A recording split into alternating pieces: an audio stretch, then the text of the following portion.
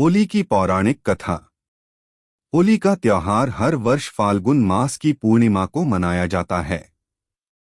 यह त्योहार बुराई पर अच्छाई की विजय, प्रेम, सौहार्द और रंगों का प्रतीक माना जाता है। होली से जुड़ी कई पौराणिक कथाएं प्रचलित हैं, लेकिन सबसे प्रसिद्ध कथा है भक्त प्रहलाद और होलिका की। भक्त प्रहलाद और होलिका की कथा। प्राचीन काल में हिरण्यकश्यप नाम का एक शक्तिशाली असुर राजा था।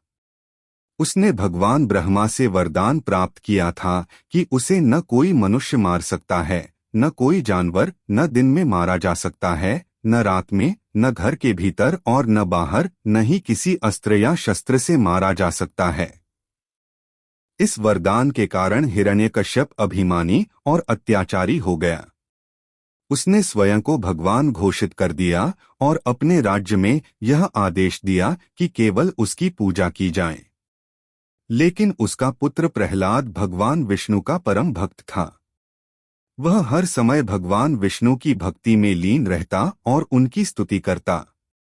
यह देखकर हिरण्यकश्यप बहुत क्रोधित होता और उसने प्रहलाद को विष्णु भक्ति से रोकने के लिए अनेक प्रयास किए, लेकिन प्रहलाद हर बार बच जाता। आखिरकार हिरण्यकश्यप ने अपनी बहन होलिका की सहायता ली। होलिका को यह वरदान प्राप्त था कि वह आग में जल नहीं सकती थी। हिरण्यकश्यप ने योजना बनाई कि होलिका प्रहलाद को अपनी गोद में लेकर आग में बैठ जाएगी और प्रहलाद जलकर भस्म हो जाएगा, जबकि होलिका सुरक्षित रहेगी। होलिका प्रहलाद को लेकर अग्नि में बैठ गई, लेकिन भगवान विष्णु की कृपा से होलिका का वरदान निष्फल हो गया और वह स्वयं आग में जलकर भस्म हो गई, जबकि प्रहलाद को कुछ भी नहीं हुआ। इस प्रकार भक्त प्रहलाद की भक्ति और अच्छाई की जीत हुई और होलिका बुराई का अंत हुआ। होली का त्योहार। तब से हर वर्ष फाल्गुन पूर्णिमा के दिन होली दहन किया जाता है, जिसे होलिका दहन कहा जाता है। यह प्रतीक है कि सच्चाई और भक्ति की हमेशा जीत होती है और अहंकार और बुराई का अंत निश्चित है।